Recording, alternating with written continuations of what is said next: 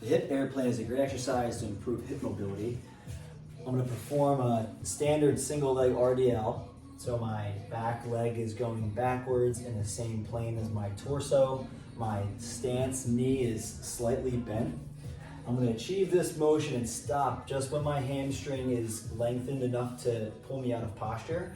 And then I'm going to grab onto the bar. So sometimes it's nice to kind of get yourself in a squat rack and understand where that position would be, and then place the bar across the squat rack at that position. So I can stay in this flex position and not have to have so much tension in my core musculature.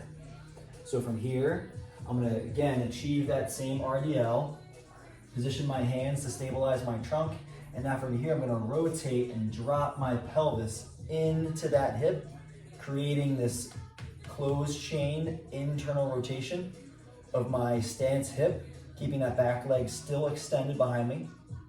I feel all that pressure into my hip and stretch into my glute. And then from here, I'm gonna promote hip external rotation by rotating towards the sky.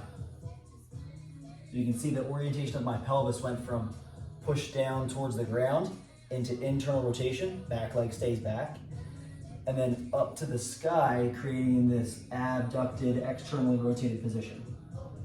From this angle, you're going to be able to see my hip and pelvic rotation a bit better.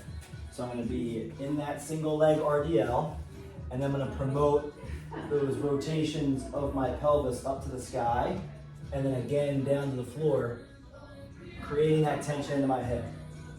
One of the key components to create that hip external rotation from the internal position is that one, I'm gonna make sure that I'm driving my knee outward over my toes the whole time, and then I'm gonna push through the floor into my foot to promote that rotation so that the movement is coming from this leg, creating the motion, as opposed to the muscles above the joint creating movement from above.